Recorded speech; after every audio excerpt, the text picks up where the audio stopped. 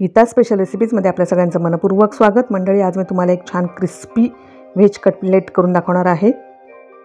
4 मध्यम आकाराचे बटाटे मी उकडून घेतलेले आहेत आणि ते असे किसून घेतलेले आहेत। याच्यामध्ये आपण भाज्या घालणार आहोत। यामध्ये मी घेतलेले आहे फरसबी, शिमला मिरची, गाजर, बीट या 4 भाज्या घेतलेल्या आहेत। तुम्ही अजून जास्ती भाज्या कुठल्या तुम्हाला वापरायच्या असेल त्या अजून तुम्ही याच्यामध्ये वाढवू शकता। छान बारीक चिरून घेतलेले आहेत आणि या मी वाफवून घेतलेल्या आहेत 10 मिनिटं, त्यामुळे त्या सॉफ्ट झालेल्या आहेत चांगल्या आणि अर्ध्या कच्च्या अशा शिजलेल्या आहेत। 1 वाटी मी इथं पोहे भिजवून घेतलेले आहेत आणि ते मी याच्यामध्ये घालणार आहे। पोह्यामुळे छान असं क्रिस्पीनेस येतो आणि टेस्टही वाढते। आता याच्यामध्ये आपण घालून घेणार आहोत काळी मिरी पावडर, 1 चमचा घेतलेला आहे। ओली मिरची घेतलेली आहे, ही आपल्या आवडीनुसार आपण वापरू शकतो। मी 2 चमचे ओली मिरची टाकलेली आहे याच्यामध्ये। आलं लसूण पेस्ट मी 2 चमचे घातलेली आहे। गरम मसाला 2 चमचे, धना पावडर 2 चमचे घालणार आहोत आपण याच्यामध्ये, यामुळे स्वाद खूप छान येतो। चवीनुसार मीठ घालून घेऊया।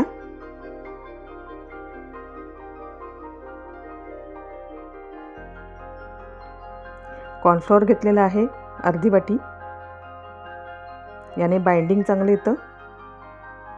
ब्रेड क्रम्स घेतलेले आहेत अर्धी वाटी, याने क्रिस्पीनेस वाढतो। कोथिंबीर घालूया, कोथिंबीरीमुळे खूप छान चव येते कटलेटला। आणि हे सर्व आपण मिक्स करून घेणार आहोत हलक्या हाताने। यामध्ये मी ज्या भाज्या वापरलेल्या आहेत त्याच्यामध्ये मी 1 बीट वापरलेला आहे, 1 गाजर वापरलेला आहे आणि शिमला मिरची आणि फरसबी ही मी दोन्ही मिळून पाव किलो घेतलेली होती। आणि अशा पद्धतीने मी भाज्यांचं प्रमाण वापरलेलं आहे। तुम्ही तुमच्या पद्धतीने थोडं कमी जास्त करू शकता। सर्व आता छान मिक्स झालेलं आहे। या मिश्रणाचे आपण आता आपल्याला हव्या त्या आकाराचे कटलेट करून घ्यायचे आहेत। मी असे उभट आकाराचे करून घेणार आहे, तुम्ही चपटेही करू शकता। मैदा आणि कॉर्नफ्लोअरची मी इथं पेस्ट करून घेते। याच्यामध्ये मैदा मी घेतलेला आहे अर्धी वाटी आणि पाव वाटी कॉर्नफ्लोअर मिक्स केलेला आहे आणि थोडंसं मीठ घातलेलं आहे। आणि आता आपण हे पातळ मिश्रण करून घेणार आहोत, जास्त पातळ नाही पण मध्यमसर असं मिश्रण करून घेणार आहोत। हे आपल्याला कोटिंगसाठी वापरायचं आहे, ज्यामुळे जे कटलेट असेल ते व्यवस्थित फ्राय होईल, त्याच्यातलं मिश्रण बाहेर येणार नाही, यासाठी हे कोटिंग आवश्यक आहे। तर अशा पद्धतीने ते भिजवून घ्यायचं आहे। तुम्ही बघू शकता अशा पद्धतीने हे मिश्रण तयार करून घ्यायचं आहे।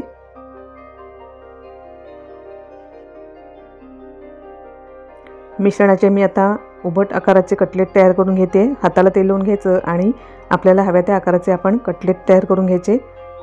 मंडळी, मुले भाज्या खात नाहीत, त्यामुळे आपल्याला एक प्रकारचं टेन्शनच असतं की मुलांच्या पोटात भाज्या जायला हव्यात। तर ते अशा पद्धतीने जर आपण कटलेट किंवा वेगळ्या पद्धतीने आपण मुलांना भाज्या खाऊ घालू शकतो आणि मुले अगदी आनंदाने खातील। सर्व कटलेट आता तयार झालेले आहेत। हे कटलेट आता आपण जे मैद्याचं मिश्रण बनवलेलं आहे त्याच्यामध्ये घोळून घेणार आहोत आणि मग आपण ब्रेड क्रम्समध्ये घोळून घेणार आहोत। अशा प्रकारे मी सर्व कटलेट तयार करून घेते। ब्रेड क्रम्समुळे अतिशय क्रिस्पीनेस येतो कटलेटला आणि टेस्टही खूप छान येते। अशा पद्धतीने मी सर्व कटलेट तयार करून घेते। क्रिस्पी कटलेटची अतिशय सोपी अशी ही रेसिपी आहे, मुलांना खूप आवडेल अशी आहे। कटलेट तयार आहेत आणि मी तेलही तापवून घेतलेलं आहे। तेल चांगलं तापवून घेतलेलं आहे आणि गॅस मी मध्यम केलेला आहे, कारण आपल्याला ते छान आतून बाहेरून मस्त क्रिस्पी करायचे आहेत।